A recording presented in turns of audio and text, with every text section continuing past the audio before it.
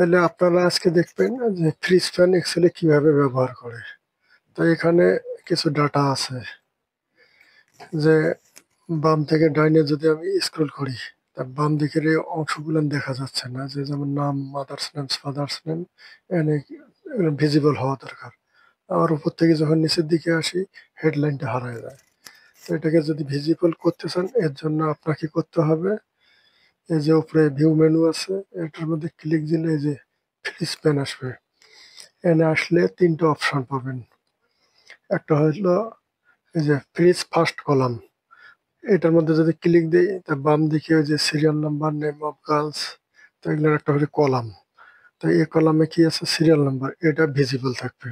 তো এই যে ক্লিক দিলাম, দেখেন এই যে বাম দিকে সিরিয়াল নাম্বারটা হারাই যাচ্ছে না, এগুলো হাইড হয়ে যাচ্ছে, কিন্তু সিরিয়াল নাম্বারটা ভিজিবল আছে। তো এটাকে আনভিজিবল করি। এই যে ভিউয়ে ক্লিক দিলাম, এই যে ফ্রিজ প্যান, আনফ্রিজ প্যান এখন হারাই যাবে।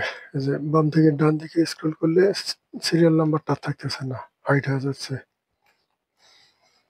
এটা হলো এটা। এখন হলো আরেকটা অপশন দেখেন, এই যে ফ্রিজ প্যানে ক্লিক দিলাম, তারপরে লেখা আছে freeze top row. Top row হলো এখানে প্রথম 1 নম্বর যে রোটা, তো 1 নম্বর রো এর মধ্যে আছে এখানে এই যে serial number, name of girls, mother's name, father's name, এই যে হেডলাইনটা আর কি। তাহলে এটা হলো 1 নম্বর রো। এখানে ক্লিক দিলে এই 1 নম্বর রোটা, হেডলাইনটা ভিজিবল হবে, এটা হাইড হবে না। এই যে ক্লিক দিলাম, এখন আমি উপর থেকে নিচে এই যে স্ক্রল করতেছি, নাম, পিতার নাম, মাতার নাম, সিরিয়াল নাম্বার, হেডলাইনটা ভিজিবল, এটা হারাই যাচ্ছে না। বাকি সব তথ্য হাইড হয়, এটা হাইড হয় না। তা এটা আনফ্রিজ করি। এই যে উপরে লেখা আছে আনফ্রিজ প্যান্স, এটার মধ্যে ক্লিক দিলে আনফ্রিজ হয়ে গেছে। এখন আপনি উপর থেকে নিচের দিকে স্ক্রল করেন, এই যে হেডলাইনটা আর থাকে না, হারাই যাচ্ছে।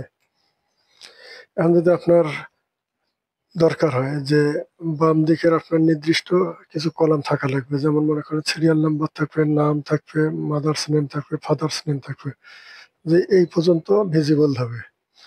বাম দিকে এই কলামগুলোর জন্য ভিজিবল থাকে, তারপরের গুলান হাইড হয়।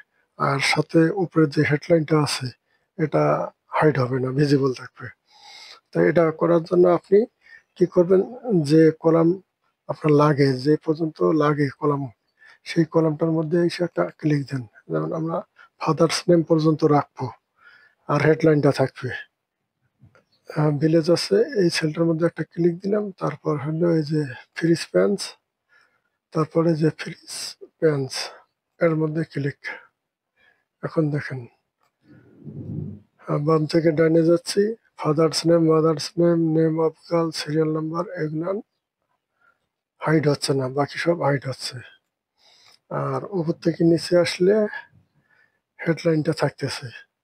এটা হলো আর কি কাস্টম। তাই ফ্রিজ ফ্যান দিয়ে এই কাজগুলো নিয়ে করা হয়।